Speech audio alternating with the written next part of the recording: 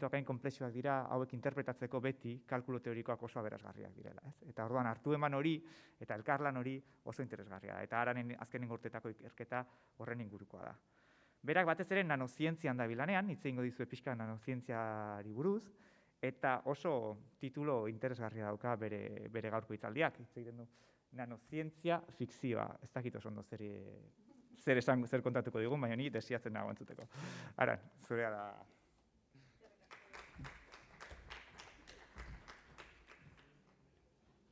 Haukenduko duz, 45 minutu honekin, gehitxo da.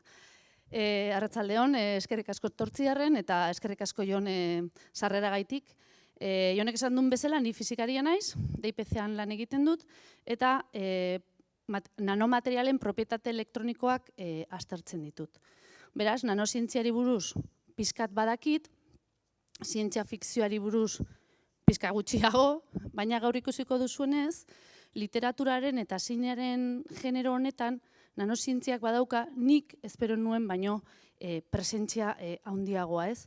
Normalean, zientzia fikzioari buruz pentsatzen dugunean, nik behintzat, burura etortzen zaizkit, planetak, espaziontziak, extraterrestreak, ez?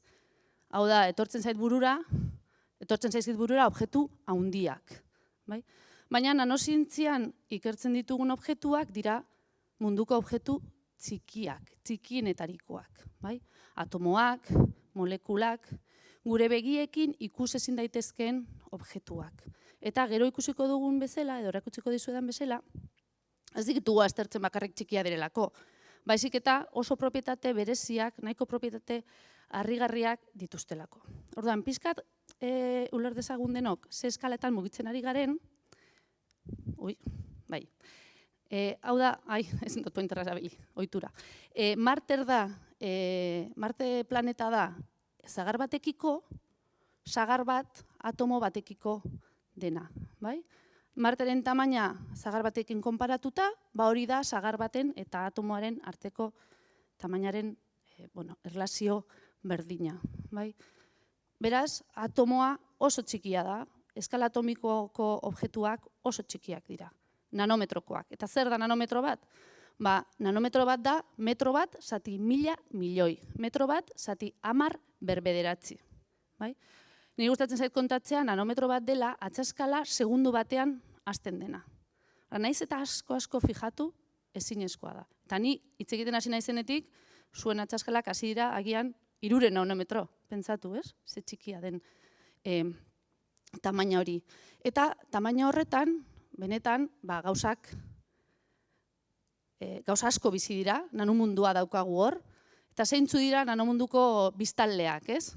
Badauzkagu esan bezala atomoa, badela nanometroa baino txikiagoa, nanometroa zati 10, gitxi gora bera, 10 bat minus 10.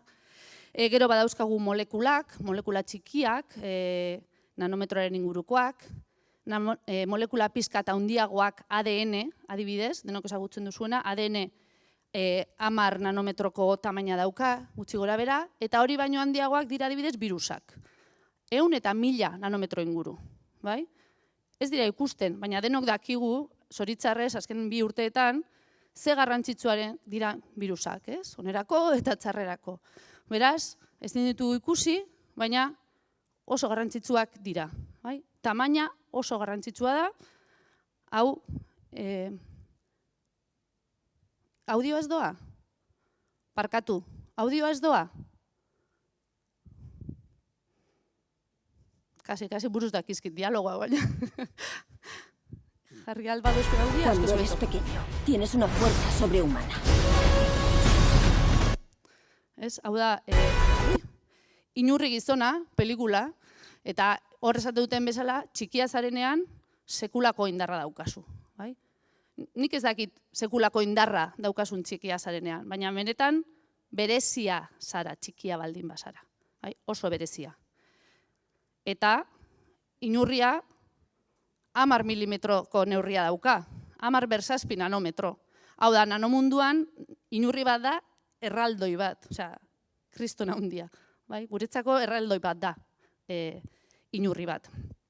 Horren esan dizuet, hau da guk ikertzen dugun mundu txiki hori, oso interesgarria, baina ezin dezakegu ikusi. beharko dugun tresnaren bat ikusi ahal izateko, ez? Ohizko mikroskopioak ez du balio. Baina, zorionez, badauzkagu mikroskopio berezi batzuk, eta mikroskopio horiek azaltzeko lehenengo aurkeztu nahi dizuet. Waldo, hau da 1952 urteko zientzia fikziozko liburu baten agertzen den pertsonaia. Mutiko honek dauka gaixotasun bat eta muskularra, eta ez dauka indarrik bere atzamarretan. Baina oso azkarra da, eta orduan asmatzen du telemanipulagailu bat. Hauek dira eskularru batzuk bezala, eta eskularru hauekin bere mugimendu ahulak transmititu egiten dira esku erraldoi hauetara. Eta indarra amplifikatu egiten da. Oso idea ona da, ez? Ideia antzekoa izan zuen Richard Feynmanek, fizikari estatubatuar famatuak, berak 1959 urtean eman zuen hitzaldi bat, gerora oso famatua bilakatu dena, eta berak hitzaldi honen izenburua zen "There is plenty of room at the bottom". At the bottom esaten zuenean, berak pentsatzen zuen txikia den horretan, ez? Nanomundu horretan espazio asko dago, gauza asko daude. Hori da, bere hitzaldi horrek esan nahizuna. Eta berak proposatu zuen eraikitzea gailu bat, Master Slave System, deitu zion, hau da, nagusi esklabo sistema bat bezala, baina elektrikoki funtzionatzen zuena. Waldoren kasuan, geneukan nagusia eta esklaboa, ez? Waldo eta eskutxoak, baina mekanikoki funtzionatzen zuen. Kasu honetan, eukingo genuke nagusia elektrikoki bidaliko dizkio seinaleak esklaboari. Eta beste berezitasun bat da, nagusia dela handia eta esklaboa oso txikia. Waldoren kontrakoa. Hau da, STM, Scanning Tunneling Microscope, inglesez STM ditzen diogu normalean guk ere, euskeraz tunel efektuko mikroskopioa. Mikroskopia hau asmatzea gaitik, Rorer eta Binigi eman zieten fizikako Nobel saria 1986 urtean. Hau da STM benetako bat, eta hauek dira benetako bi ikerlari, Martina Corso eta Edu Carbonell, hor nanoguneko STM-an lanean. Eta izenburuak dioen bezala, mikroskopiaren izenak dioen bezala, mikroskopia hau dago oinarrituta tunel efektuan. Eta hau da, atomoaren mailan, edo nanoeskalaren mailan gaudenean, ematen den efektu kuantiko bat. Orduan, jarriko du bideo bat, baina lehenago saiatuko naiz pixka bat azaltzen zer den hau, ez? Orduan, mundu klasikoan gu badaukagu bi kable, eta nahi dugu korronte elektrikoa pasatzea batetik bestera, bi kableak elkar ikutu behar dute, ez? Konektatu egin behar ditugu. Adibidez, mobila kargatu nahi duzunean, paretan jartzen duzu kargadorea, paretan dagoen kablearekin ukitzeko. Nanomunduan ezberdina da, nanoeskalan ezberdina da. Zu baldin badaukazu bi nanoobjektu eta hurbiltzen dituzu nanometro gutxi batzuko distantziara, elektroiak hasiko dira batetik bestera pasatzen. Naiz eta hor hutsune bat egon. Hau da, tunel bat balego bezala. Horregaitik deitzen zaio tunel efektua. Orduan, guk baldin badaukagu aztertu nahi dugun nanomunduko objektu bat, adibidez molekula bat edo atomo multzo bat, etor gaitezke nanokable batekin, puntan atomo bakarra daukan kabletxo batekin, punta deitzen diogu, muturrean atomo bakarra daukana, eta hurbiltzen dugunean molekula horretara edo nanobjektu horretara hasiko da korrontea pasatzen. Eta neurtuko dugu korronte hori. Mugitzen baldin badugu pizkat punta, molekularen gainean edo nanobjektuaren gainean, korrontea neurtzen joango gara posizio ezberdinetan. Orduan, nolabait da, badakizu itzuek nola irakurtzen duten brailerekin, halako zerbait, baina korronte elektrikoarekin. Hau da, nolabait atomoak sentitu daitezke, korronte elektrikoarekin. Ikus dezagun, bideoan, ia hobetu lertzen den, hau da gure punta, nanopunta, bolita bakoitza izango litzateke atomo bat, orduan punta nanoobjektura hurbiltzen denean korronte elektrikoa pasatzen hasten da, eta batean aurkitzen du zerbait ezberdina, orduan punta mugitu egiten da, korronte elektrikoa ezberdina da. Nolabait da, mendi baten topografia egingo bagenu bezala, baina STM-aren puntarekin. Eta ez bakarrik atomoak ikusi edo sentitu. Korronte hori oso bortitza baldin bada, lor dezakogu atomoak mugitzea. Ostiko bat emango bagenieke bezala, baina korrontearekin, ez? Feynmanen inpultso elektrikoak, akordatzen? Bueno, ikusten duzuenez, STM-a oso baliogarria da, nanoskalako objektuak, atomoak, molekulak banan ikusi eta manipulatzeko, baina jolasteko ere baliogarria da. Ui, hor bideo badago, ez? Bai, mesedez. Hau da, IBM-ko ikerlariek egin zuten bideo bat. Fotograma bakoitza da atomo baten mugimendua. Bai? Orduan, atomoak banan mugituz, egin zuten, beraiek deitzen dutena, munduko pelikularik txikiena. Atomoz eginda dagoelako.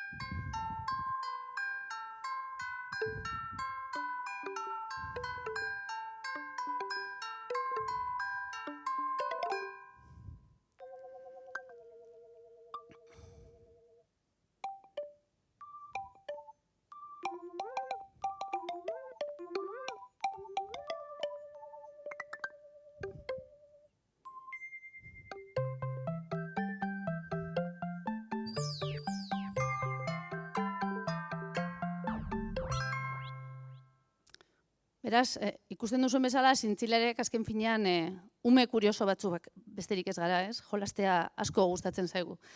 Bueno, STM-a oso tresna garrantzitsua izan zen, nanozientzaren eta teknologiaren arloan, eta nik uste dut zientziaren arlo honek azken hamarkadetan izan duen bultzadaren eragile nagusienetariko bat izan dela. Gaur egun gure inguruan begiratzen badugu, gaur egun gure inguruan begiratzen badugu, nanoteknologiaz inguratuta gaude. Gure mugikorrean, gure portatilean, GPS-ean, kosmetikoetan, hainbat eta hainbat tokitan, agian jakin gabe, baina nanozientziaz eta nanoteknologiaz inguratuta gaude.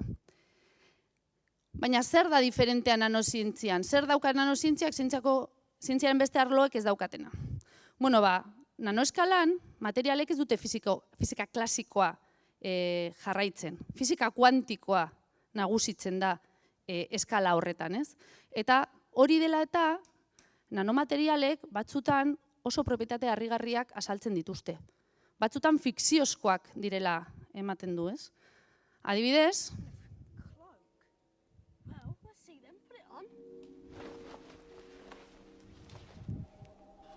Whoa! My body's gone! I know what that is. That's an invisibility cloak. I'm invisible.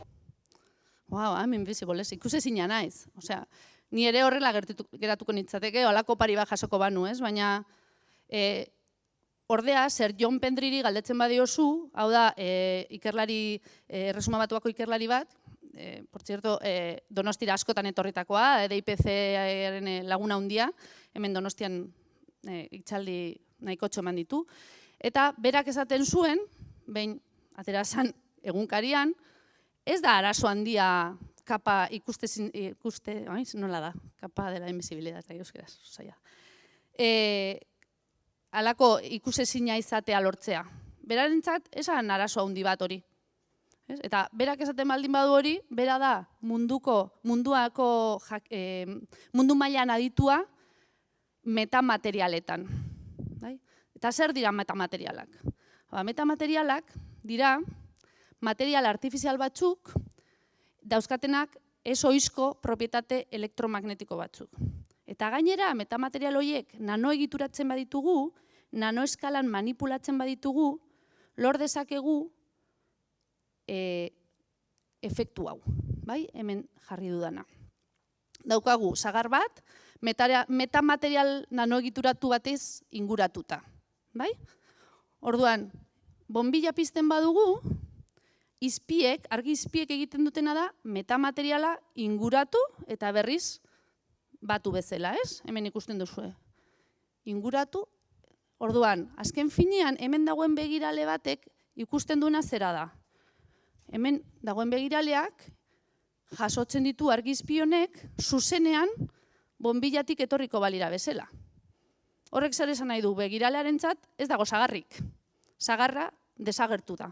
Sagarra hain zaila, ez?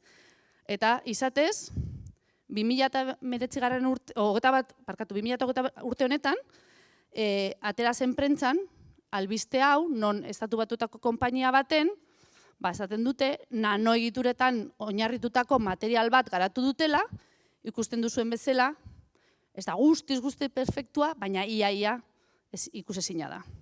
Hau oso efektu polita da, sin más, polita da, baina ezke gainera, zuek pentsatu, halako efektu batek zelako garrantzia izan dezaken aplikazio militarretan adibidez, ez? Egin badezakezu, abioi bat, hegazkin bat, zure etxaiak ez ikustea, ez? Orduan, benetan, aplikazio asko izan ditzazke, polita, fizika polita izateaz gainez. Eta material horiek, halako materialak garatu izatea gaur egun, posiblea da, lehen esan dudan bezala, nanomaterialak, materiak nanoeskalan manipulatzeko gai garelako. Horregaitik gara halako materialak egin alizateko gai.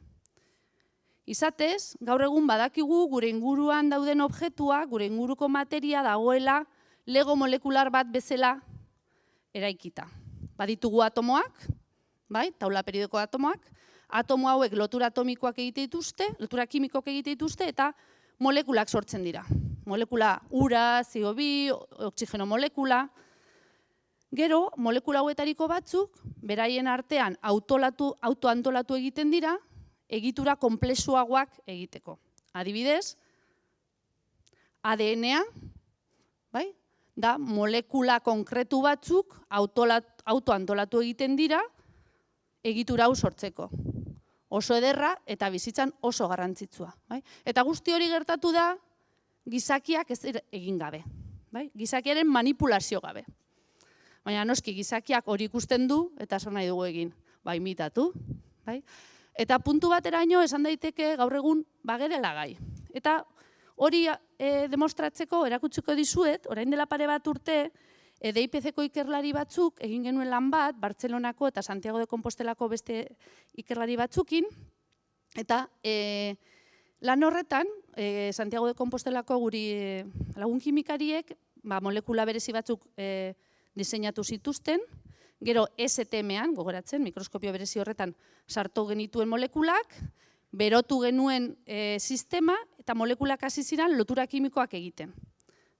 Eta lortu zen material bat oso berezia, grafenoaren antzekoa, hau da, karbonoz osatutakoa, hidrogeno pizka bat, baina gehien bat karbonorekin, atomo bakarreko lodiera daukana, berezitasuna da, zulotsuak ditula. Horregatik grafeno nanoporotsua ditu genion. Poroak dituelako, zulotsuak, nanometrikoak, zulotso oso txikiak. Hau da, prestatu genuen bideoa, hemen borobil grisak izango lirateke karbono atomoak, zuritxoak hidrogeno atomoak dira, beroa ematen diogunean sistemari lotura egingo da.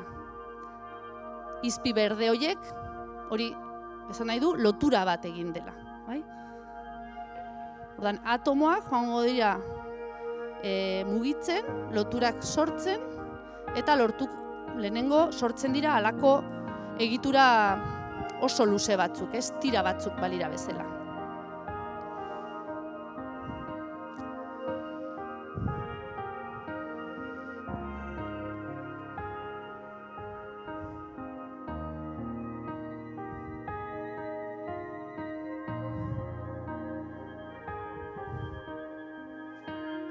Gero tira horiek beraien artean lotzen dira, eta lortzen da material bat, karbonoz osatuta, eta hemen daukagu zulotxo hori, ez? Poro hori.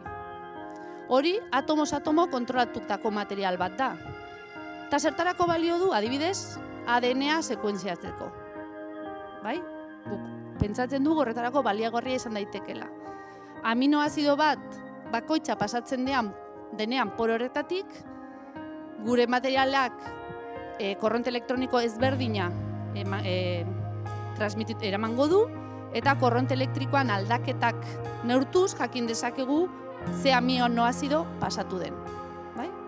Baita ere, molekulak banan-banan kontatzea posiblea litzateke material honekin, orduan sensoreak egiteko erabilialko da, agian, eta filtratzeko, adibidez, odola filtratzeko. Imaginatu, material hau oso arina da, oso mea, eta odola filtratzeko balio badu, pentsa dezakegu dializia egiteko gailu portatil bat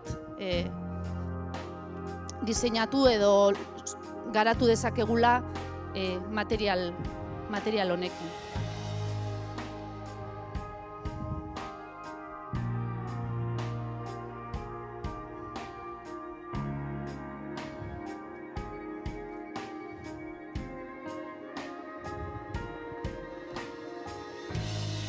Beraz, ez bakarrik ikusezinak izateko. Beste aplikazio askotarako ere erabili daitezke nanomaterialak, bai? Energirako, ingurugiroko aplikaziotarako, nola ez nanomedikuntzan, bai?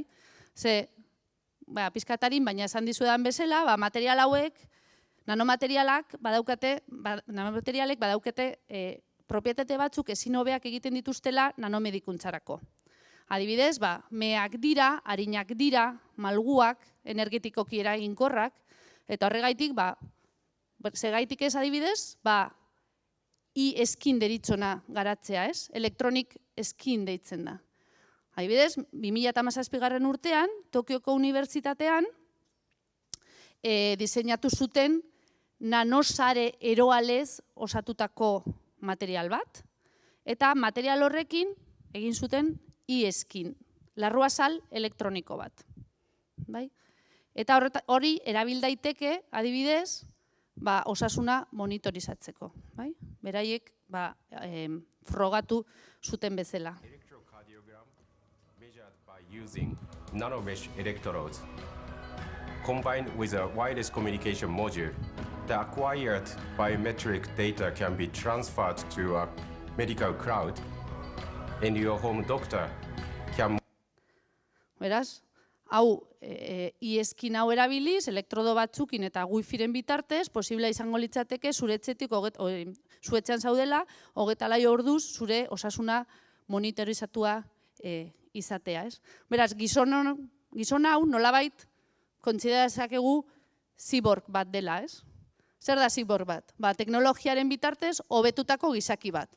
Gizon horren bizitza hobetu da teknologiarekin, ez? Hau da, agian ez da berdin-berdina, baina Robocop ere da teknologiaren bitartez hobetutako gizaki bat. Beraz, ikusten duzuenez, batzutan, edo maiz, zientziaren eta fikzioaren arteko ezberdintasuna ez da handia edo ez daunde bata beste gandik hain urrun. Baina egia da, nanozientziak askotan, zientzia fikzioan askotan aurre ikusi direla, gero, nanozientzian eman diren aurrerapenak edo eman diren aplikazioak, ez? Eta, bueltatuz, aurre ikuspen zientifikoetan txapelduna berriz ere da Richard Feynman, ez? Hasieran komentatu dizuedan hitzaldi horretan egin zuen beste aurre ikuspen bat. Eta berak argi ikusten zuen nanomaterialek, nanozientziak eragin handia izan zezakela osasunaren arloan eta medikutzaren arloan, ez? Eta esan zuen hor idatzita dagoena, ez? Ze ondo legoke guk medikua irentzi alko bagenu. Medikua sartuko litzateke gure gorputzaren barnean, adibidez joango litzateke gure bihotzera, eta hor hasiko esan begiratzen, eta konpondu beharrekoa, ez? Hau zan, 1959 urtean. Hori da, berak amets egiten zuen, eta hori zen bere ametsetako bat. Handik 7 urtetara, zientzia fikziozko pelikula batera zen, Bidaia harrigarria, eta hor, idea berdina planteatu zen. Pelikula honetan, gertatzen dena da, gizon emakume batzuk eta beraien untzia txikitu egiten dituztela, eta zauritutako gizon baten barnean sartzen direla, ez? Osatzeko, sendatzeko, noski.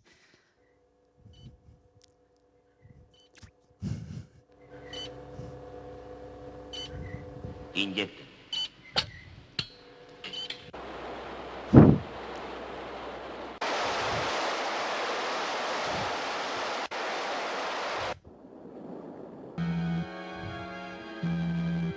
¿Cómo va eso, doctor?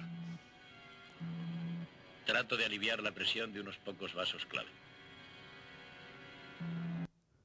Beraz, idea hau eta Feynmanen idea oso berdintsuak dira, ez? Eta hau, medikua irenstearen idea errealitate bihurtzeko beharko duguna da untzi bat eukitea, ez? Beraiek, txikitxoak izateaz gain, untzi bat izatea, ez? Untzi molekular bat. Hau da, makina molekular bat. Baina makina molekularrak existitzen dira naturan. Ez ditugu guk asmatuko. Adibidez, orain jarriko dizuedan bideo bat, da, ordenadorez bidezko representazio bada, baina benetan horrela kinesina deitzen diren proteinak, gu gorputzean dauzkagunak, horrela mugitzen dira. Mikrotubuloen gainean. Mikrotubuloak dira zelularen eskeletoak balira bezala, ez? Eta proteina hauek mugitzen dira, ikusten duzue, beste nanoobjektu bat eramaten dute beraien lepoan, eta mugitzen dira zelularen eskeletoaren gainean. Horregaitik, proteinas motoras deitzen zaiez, proteina motorak. Naturan, beraz, badaude makina molekularrak, eta makina molekular horietan inspiratuta lan asko egin da azken urteetan, eta oraindik egiten ari da. Izatez, 2016 urtean, kimikako Nobel saria jaso zuten 3 ikerlari hauek arlo horretan egin zuten beraien lanagaitik. Eta konkretuki gustatuko litzaidake pizkatitze egitea Benferingak egiten duen lanari buruz.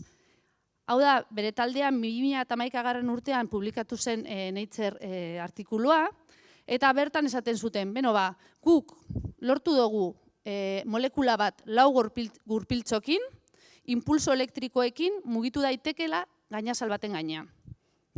Hau da, beraiek proposatzen zuten molekula, 4 gurpiltzoekin, molekula hau sartu zuten STM baten, berriz ere mikroskopio berezi horretan, eta beraiek esaten zuten, STM-ren puntarekin elektroiak pasatzen badizkiogu molekulari, molekula hasiko da mugitzen. Ordenagailuaren bidez ere simulazio bat egin zuten, ikusteko molekula hori nola espero zen mugitzea, eta egin zuten esperimentua, eta ala zen. Molekula mugitzen hasi zen, ez? Badaukagu motore molekular bat. Ez da mugitzen kinesina bezain elegante, baina hor gabitz, eta hor gabizela demostratzeko, jarriko dizuet bideo bat, 2017 urtean, Toulouseko Unibertsitateak antolatu zuen nanokotzen lehenengo lasterketa. Hau da, ikerketa talde ezberdinek proposatu zituzten eta sintetizatu lortu zituzten molekula batzuk mugitu zitezkenak gainazal baten gainean. Eta egin zuten lasterketa bat. Eta munduko lasterketari txikiena, atomoekin egindakoa. Ikusten duzuet, STM-ren puntarekin lortu zuten molekulak bultzatzea bezala, ez?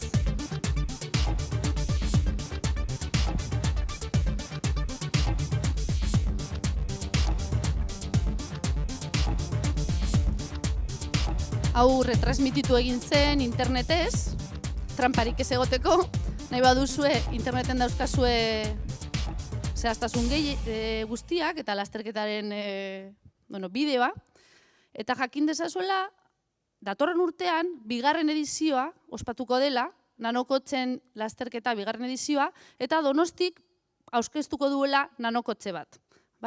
DIPC, nire ikerketa zentrutik, eta CFM, Centro de Física de Materiales, Donostian dagoen materialen fizika zentroko ikerlari batzuk, talde bat osatu dute, eta prestatzen ari dira nanokotze bat. Ez uste dut, martxoan dela lasterketa, ikusiko du, ia zeinek irabazten duen, baina nahi baduzue, egon atento. Beraz, berriz ere, zintzilari asko gustatzen zaigu jostatzea, ez? Baina, jolastaz aparte, benetan ikerketa hauek egiten ditugunean, ondo pasatzeaz gain, lortzen diren emaitzak, erabilgarriak izango dira, etorkizunean, makina molekular egokiak lortzeko, ez? Imaginatu lortuko bagenu, zientzia fikziozko liburu honetan, aurkezten edo azaltzen diren halako nanomakina batzuk, ez? Minbizi zelulak hiltzeko gai diren nanomakinak, adibidez. Eta liburu honetan, makina hauek gai dira gaixotutako zelulak aurkitzen, aurkiztu dituztenean zelula horiek suntzitzen dituzte eta gero garbiketa egiten dute, ez? Hori izango litzateke ideala. Zer, dakizuenez, orain kimioterapiarekin zelula guztiak hiltzen dira, onak eta txarrak. Orduan, ideala izango esan, horrelako zerbait izatea. Eta bada, hau, nanomedikuntzan, da eremu aktibonetariko bat. Agian entzun duzue edo ez, drug delivery deitzen zaiona, medizinen, medikuntzen banaketa, molecular recognition, reconocimiento molecular. Zer nahi du esan honek? Nahi ditugu makina molekular batzuk, gai direnak, zelula gaixoak eta zelula osasuntuak ezberdintzen. Eta horrela, bakarrik emango diogu behar duen medizina, zelula gaixoari. Gauza hauek ikertzen ari dira mundu guztian, eta makina molekular hauei askotan deitzen diegu nanorobotak edo nanobotak. Eta orain erakutsiko dizuet bideo bat alako nanobot batena. Nanobot hau da kapsulatxo bat bezala, kapsularen barrean medizina dago. Eta kapsularen kanpokaldean daude molekula batzuk, gai direnak, zelula gaixoak identifikatzen. Orduan, kapsula horiek, idea da, kapsula horiek odolan zehar joatea, zelula gaixoak aurkitzen dituztenean sartu egingo dira zelula horretan, zabaldu egingo dira kapsulak eta medizina botak eute.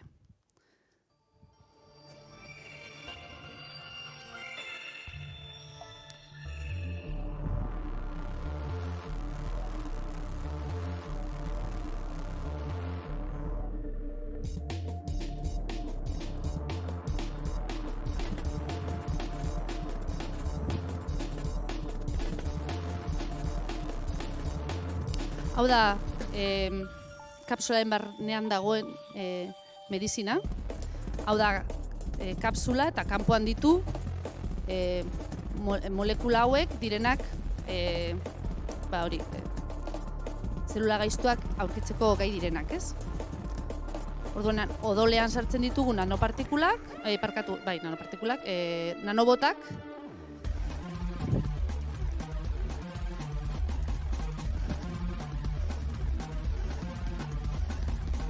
zelula gaixoa aurkitzen dutenean barnean sartzen dira.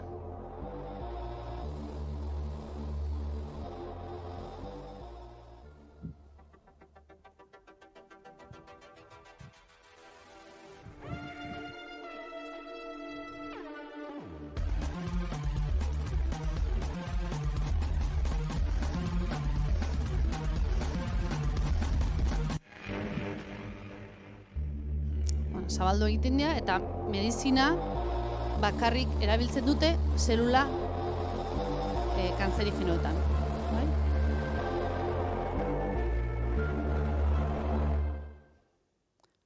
noski, hau, oraindik ikerkuntza da, ikerkuntza oinarriko ikerkuntza, baina, espero dugu etorkizunean, benetan halako nanobotak lortu alizatea, eta, horretan dabiz nano zintzilari asko, ez? Eta bukatzeko, berriz ere, Richard Feynman. Honek egin zuen beste aurreikuspen bat, niri gustatzen zaidana, eta azken aldian nahiko dabilena hortik. Eta aurreikuspen hau askoz berandu egin zuen. 1982 urtean, artikulu honetan, Simulating Physics with Computers, esan zuen, natura ez da klasikoa, natura kuantikoa da. Orduan, natura simulatu nahi baldin badugu, hobe da simulazio kuantiko bat egiten badugu. Eta hitz hauek direla eta askok diote, Feynmanek aurreikusi zuela baita ere konputazio kuantikoaren etorrera eta konputazio kuantikoaren garrantzia. Konputazio kuantikoari buruz laburki hitz egin aurretik, nahiko nuke konputazio klasikoa pixkat errepasatzea. Hau da, eraiki zen lehenengo konputagailu klasikoa, 1956 urtean. Ikusten duzunez, gela oso bat betetzen du. Guri pixkat barregurea ematen digu hau ikustia, ez? Baina, 1968 urtean, Stanley Kubricken 2001 Odisea bat espazio pelikulan, beraiek, imaginatzen zuten nola izango da mundua 2001 urtean. Nolakoa izango dira bidaiak espazioan.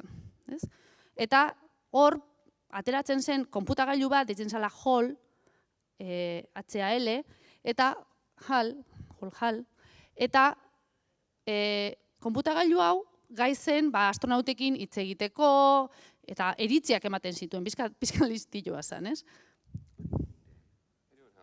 Everything's running smoothly, and you? Oh, not too bad. Have you been doing some more work? A few sketches. May I see them? Sure. That's a very nice rendering, Dave.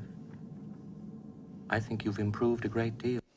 Hau da, tipoak erakutzen dizkio marrazkiak eta ordenagailuak esaten dio, hobetzen zaude, atzko gustatzen zaik zure marrazkiak.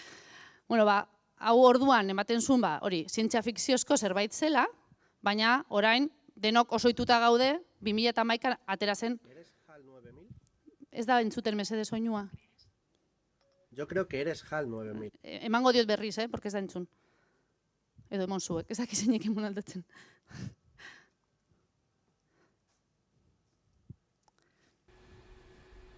¿Eres HAL 9000?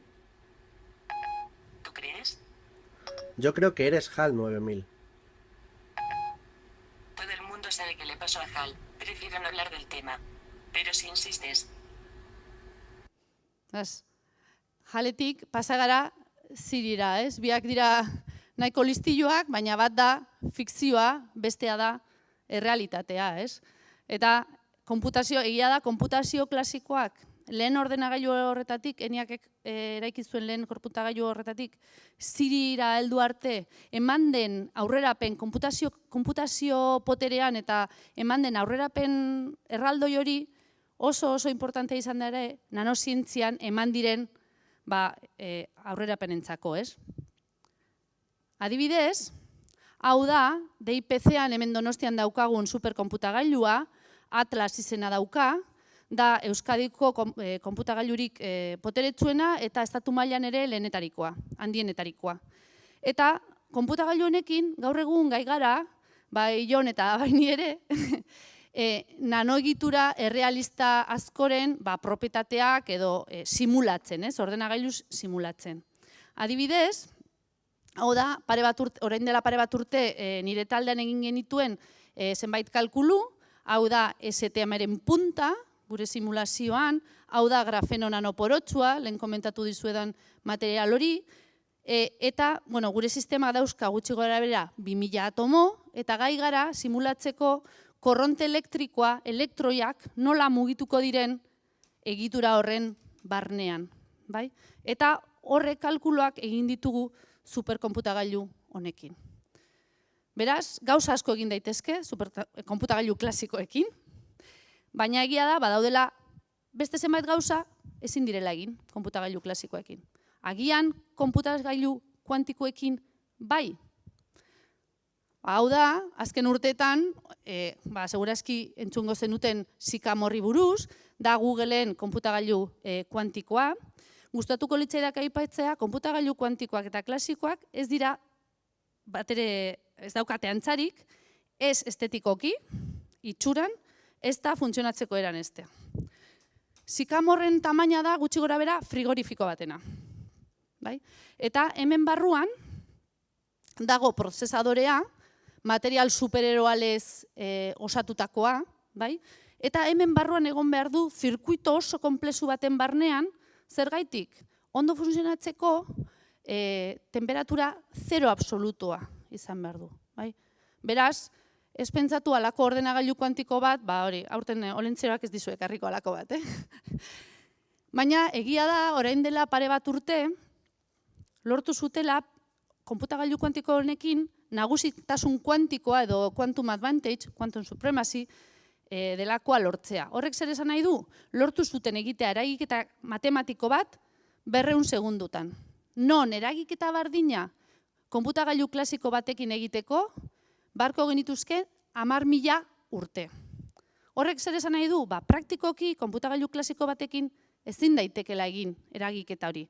Horregaitik, esaten dugu, konputagailu prozesadore honekin nagusitasun kuantikoa lortuko dela.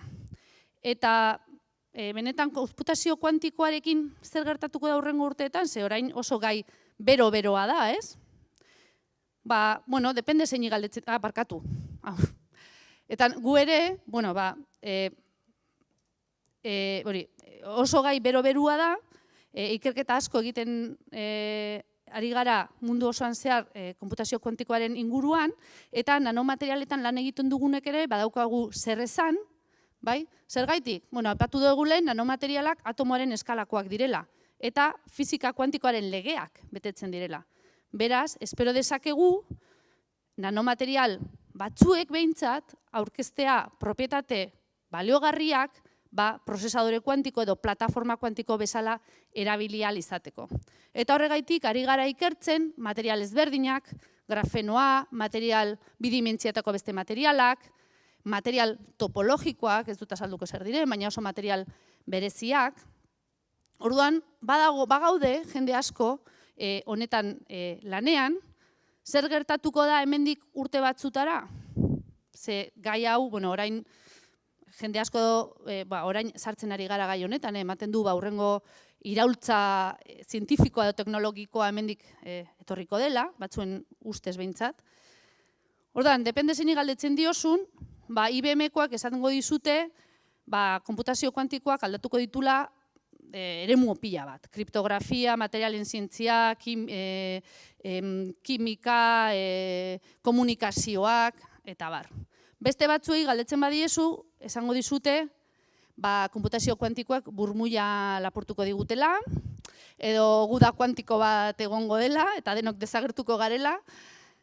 Hau pizka tremendista da, ziur nago hau ez dela gertatuko, baina benetan zein izango den konputazio kuantikoaren etorrera ez dakigu, ezin dezakegu jakin, baina horretarako daukagu zientzia fikzioa. Las máquinas inteligentes nos proporcionarán un futuro mejor. Una vez conectadas todas las máquinas, su poder analítico será mayor que la inteligencia colectiva de todas las personas que han pasado por la historia del mundo. Eta zer gertatuko da dena aldatu zuen une horren ondoren, inork ez daki, ez? Baina ziur dena da, gertatuko dena, ez dakit zer gertatuko den, baina ziur egongo dela zuon gazteon eskuetan. Beraz, animo eta ekin lanari. Eskerrik asko.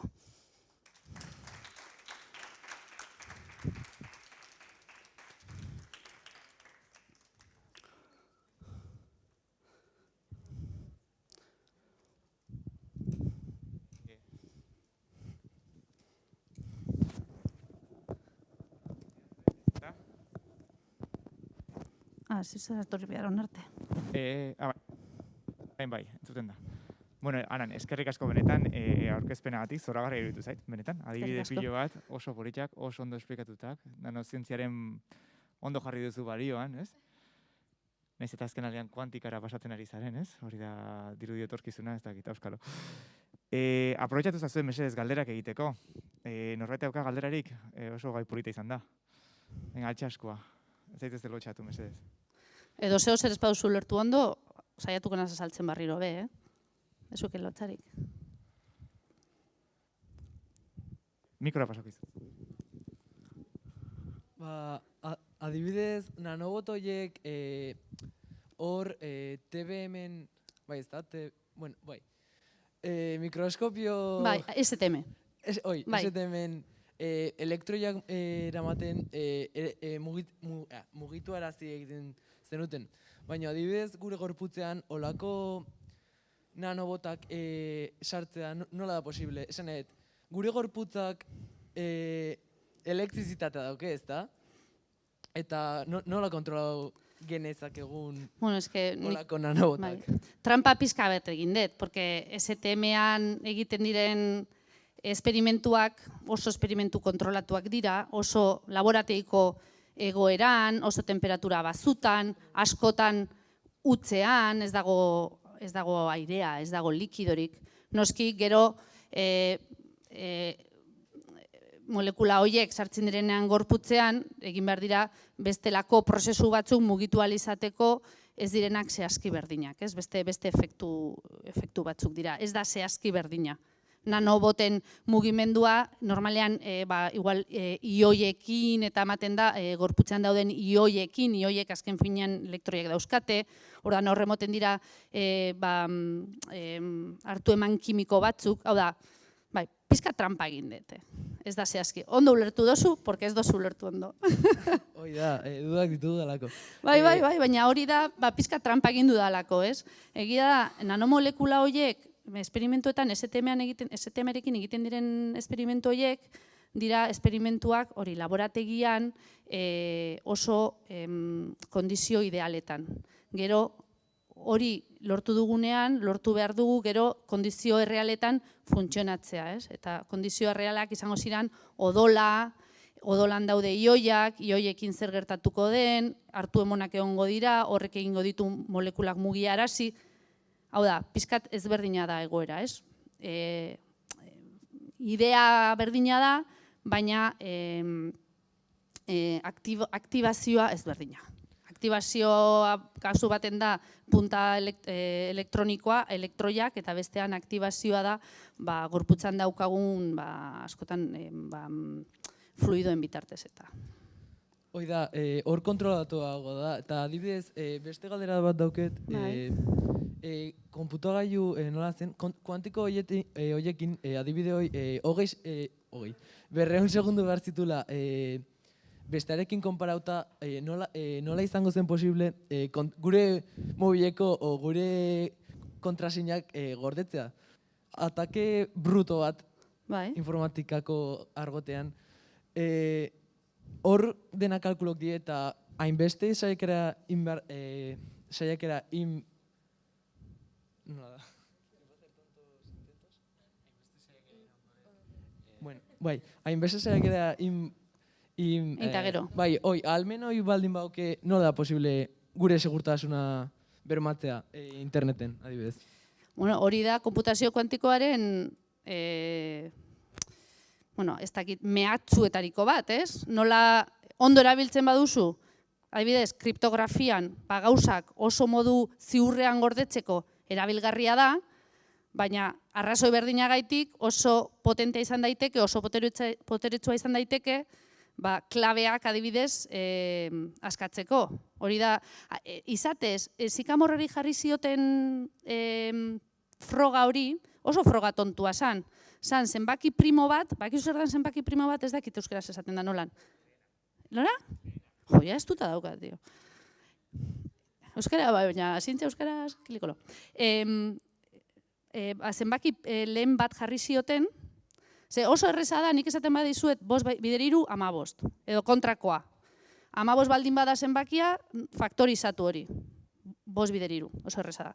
Baina jartzen badizuet, zenbaki lehen oso handi bat faktorizatzeko hori da super zaila. Eta izatez, klabeak askotan ordenagailutan daude horretan oinarrituta. Halako, hau da, zuk egiten duzu, zenbaki pila bat biderkatu eta lortzen duzu zenbaki lehen bat. Aurkako eragiketa da super zaila. Ordenagailu klasiko batek oso zaila dauka hori egiteko. Horrela gordetzen dira. Zu gordetzen duzu, edo Twitter edo TikTok, horrenik ez dakit, edo Gmailean, sartzen dituzuen zure klabeak, benetan, klabe horiek gordetzen dira halako zenbaki lehen bat bezala. Zergaitik, kontrakoa oso zaila da, faktorizatzea oso zaila da. Hacker batek oso zaila dauka zenbaki lehen hori bere zatietan, faktoretan lortzeko. Hacker horrek oso zaila dauka, hacker horrek konputagailu klasiko bat baldin badauka. Baina hacker horrek konputagailu kuantiko bat baldin badauka, egin ahal izango ditu milaka proba oso denbora gutxian eta zure klabea askatuko du. Eta Sycamoreri jarri zioten proba, zan halako zenbaki lehen bat faktorizatzea. Oso, uste dut 3 edo 4 digitotakoa, oso zenbaki txikia. Konparatuz klabeak sortzeko erabiltzen diren zenbaki lehenak oso handia dira. Sycamoreri jarri ziotena oso erreza zen. Orduan, zuk diosuna egia da.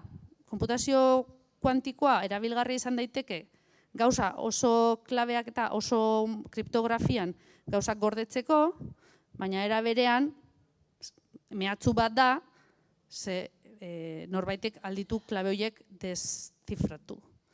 Ez dakit erantzudan zure galdera, baina uste dut horti doala.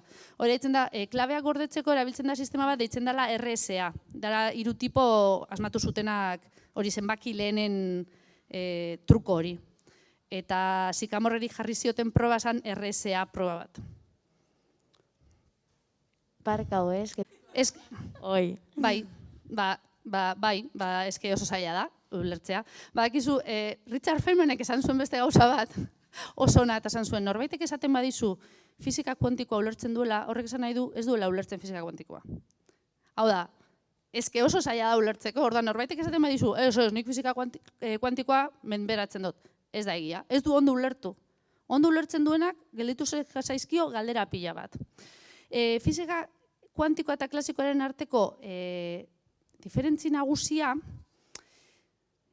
nahi duzu, galdera azkarra eta erreza, ala luzea eta zailtsuagoa. Azkarra. Bueno, nengo azkarra, eta gero igual bestea. Azkarra, fisika klasikoan, batzutan ematen da adibide bat, pizkat simplista da, baina bueno, zuk imagina daukazula laberinto bat, eta nahi duzu atera laberintotik. Orduan, hasten zara, hemendik ez da, urrengoa probatzen duzu, ez?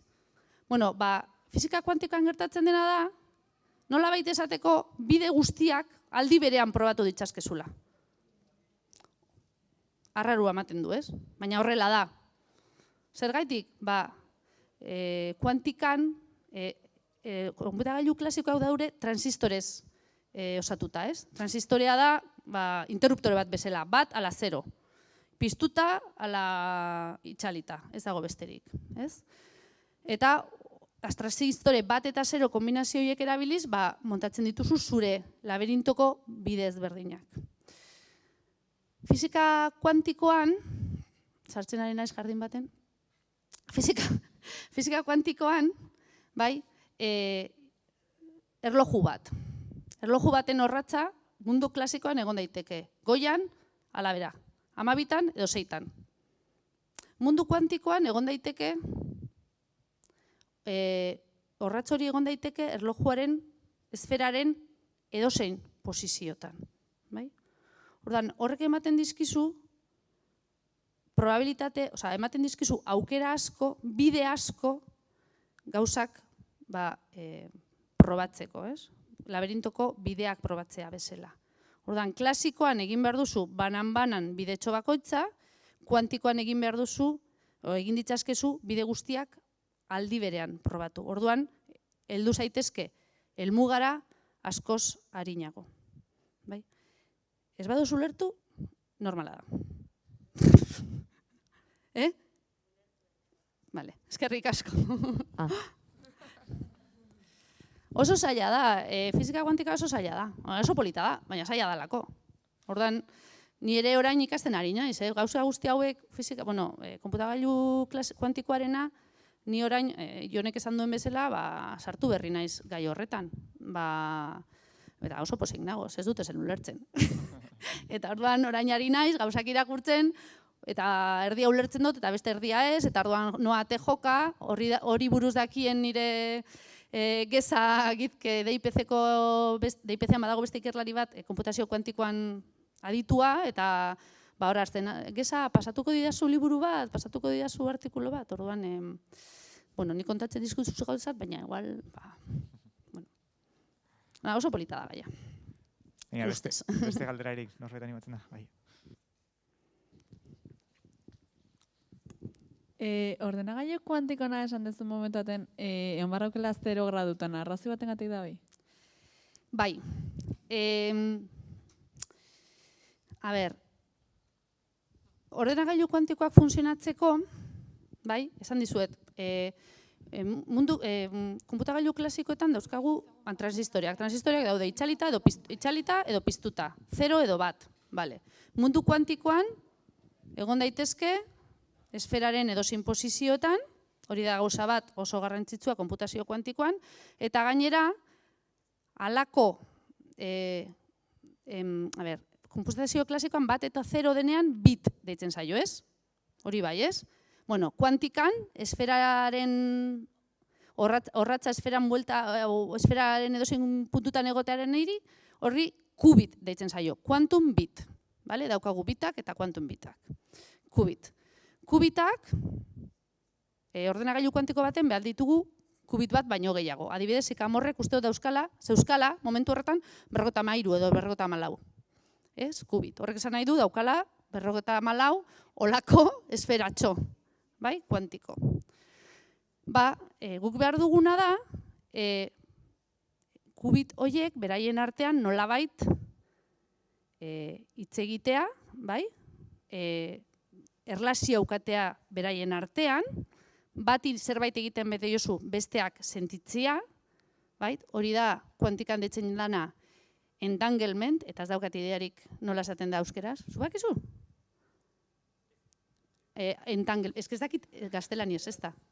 Entanglement, ez dakit gaztelaniaz. Entrelazados, bai. Hemen egiten duzu zerbait, beste leku batean dagoen kubitak sentituko du, ez? Hori alde batetik, eta gainera,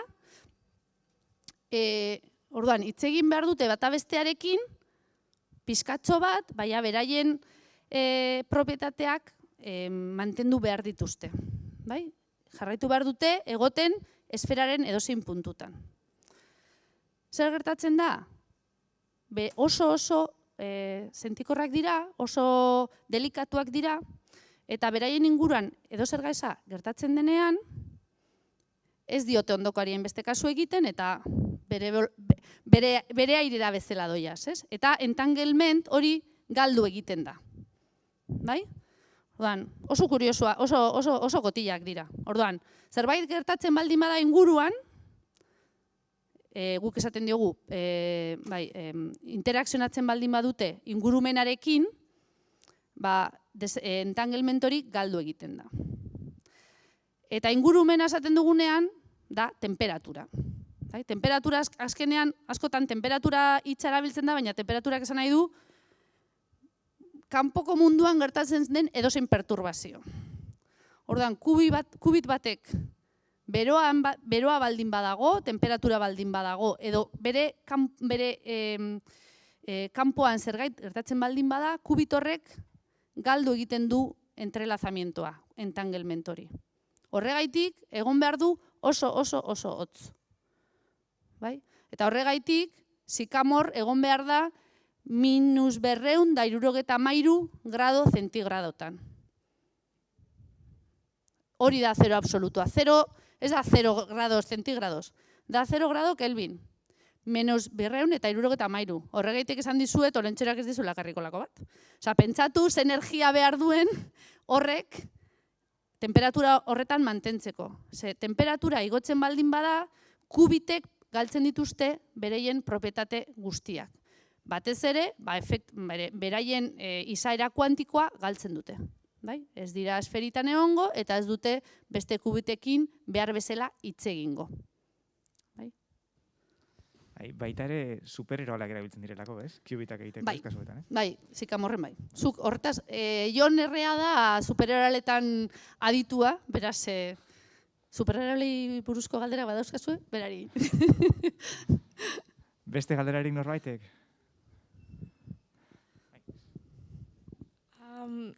Barkatu. Lehen hitz egin duzu, nanozientziari esker alduzula konbatitu minbizia, ez?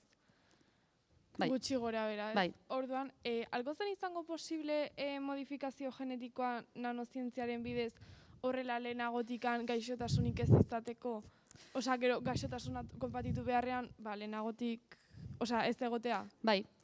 Osa, denea aldatzea. Begira, pena bada, ez daukadala hemen nire ordenagailua, ze neukan beste ataltxo bat eta kendu dut, liatzen naizelako asko eta lusatuko salako hitzaldia, baina neukan bideo bat jarrita, CRISPR deitzen den teknika bati buruz. Eta CRISPR teknika hau lortu zuten ikerlariei, emakumeak, aipagarri, orain dela pare bat urte eman zieten Nobel saria. Eta CRISPR hau deitzen diote ere artasi genetikoak, tijeras genetikak. Ze metodo honekin egiten dutena, azken finean da, kodigo genetiko, ADN-a, kodigo genetiko hartu, eta ikusten dutenean zerbait ez dela zuzena, ez dela ondo, ez degola ondo, badaukate alako molekula bat, egiten duena artasia bezala. Hartzen du eta esaten du, hoi gaizki dago, txik-klak, fuera. Eta jartzen du zati osasuntxo bat. Horregaitik ditzen diote artasi genetikoak. Eta, teknika hau oso erabilgarria da, eta argi dago hurrengo urteetan ikaragarrizko garrantzia izango duela. Eta honekin lotuta ere, badago beste gaitxo bat, esate dutela dela, zientzia kontzientzia, ez? Ze CRISPR honekin ere egon dira arazotxo batzuk, ze depende nola erabiltzen duzun, agian ez da oso zuzena. Kantzerra adibidez osatzeko ondo dago, baina Txinan, orain dela urte batzuk, erabili zuten jaio aurretik biki batzuei egin zizkieten aldaketa batzu genetikoak, jaiotzerakoan, bizitzan, ez dakit zer gaixotasun ez izateko. Hori, printzipioz, ona da. Baina, CRISPR horrek, debate etiko bat ere suspertu du, baina zure galdera oso ondo planteatuta dago, zenik pentsatuta naukan hori ere aipatzea, oso aurrerapen garrantzitsua izan delako. Modifikazio genetikoa orduan egongo da superpopulazio bat, ez? Arazo bat hori izango litzateke edo ez? Ez, nik uste dut arazoa ez, baina zuk imagina esaten duzula ez, nik nahi dut, ikusi duzu utopia seria? Ez. Bizka bat hortik doa, ez? Zientzia fikzioa ere da, baina da, beraiek erabakitzen dute, hobe dela, pentsamentu pizkat nazia da, ez? Esatea, ez, bakarrik hartuko nahi dugu ume guztiak izatea olakoak, edo gaixotasuna dauketena, horregaitik dinot, printzipioz, lehen esan dudana, ez, konputazio kuantikoa. IBM-koek esango dizute oso ona dela. Gero etorriko da norbait eta esango dizu garuna lapurtuko dizutela. Ez da egia izango, baina egia da, gauzaiek ere zientzian kontutan izan behar direla. Ella ari gara mugitzen eremu batzutan, direla oso batzutan delikatuak. Bai, esatu duzuna naziekin da fizikoki ere aldatuko zituztela aurrak, genetikoki baina fizikoki, en plan, sortzeko la raza aria. Bai, bueno, edo esan, Europan ez da jaioko umerik gasoitasun hau eukin dezakena. Eta ez dakit munduko beste leku baten, Afrikan bai. Hori etikoa da? Ez, hori ez da etikoa. Ezakit, hori da. Eta CRISPR-ek horrek, aipatzen dut, porque dira ere gauzak, uste dut kontutan izan beharrekoak direla, ez? Ja, olako gauzekin hitz egiten dugunean, pues, ni gustatzen zaita aipatzea. Eskerrik asko. Zuri. Beste galderarik dugu? Beste norbait zerbait komentatu nahi du, edo? Esan oso galdera honak ateratzen ari dira, eta nire ustez importantea da, zuek olako gauzak entzutea, azkenean, zuen belaunaldiari tokatuko zaizkiolako debate etiko hauek eta izatea. Azkenean gizarteak jakin ezagutu beharko ditu, zelako teknika berriak eta zientziaren garapen berriak, zelako aukerak ahalbidetzen dituen eta zeintzuk ez, eta horri noski gero muga jarri beharko zaizkio, eta hori gizarte guztioari dagokigu, eta baita zuei ere bai, eta denoi dagokigu hori, ez? Horren etorkizunean gauza hauek eta debate hauek sortuko dira, ja, badaude, baina, teknika garatzen doazen heinean, are eta nabarmenagoak izango dira. Eta orduan, hor zuek jakitea, kultura pixka bat izatea, gauza hauek hor daudela ikusteko, azkenean hori erabaki politiko bat izango da azken batean, neurriak hori arautzea eta ze punturako zer alden eta zer ez, eta hori gizarteak hobeto baldin badaki zertaz doan kontua, erabakiak ziurrenik justifikatuagoak eta hobeak izango dira. Orduan, galdera hauek eta oso interesgarria dira. Eta bai, eta zuek gauza hauek jakitea ere, importantea da. Beste galderarik azkenean komentario bat, edo itxingo dugu hemen, utziko dugu hemen. Esan ikuste debate interesgarria ondala, eta politxa izan da. Ni gauzat esan gizu, zure gurasoei ez kontatu azar elektronikoa hau existitzen denik, espada, ez ezaten jakin hor zer egiten dezuen gero, zuek larun batetan, eta espada, bale? Ez kontatu hori existitzen denik, teknika hori. Besterik ez badago, eskerrek emango diziogu Arani berriro. Eskerrek asko.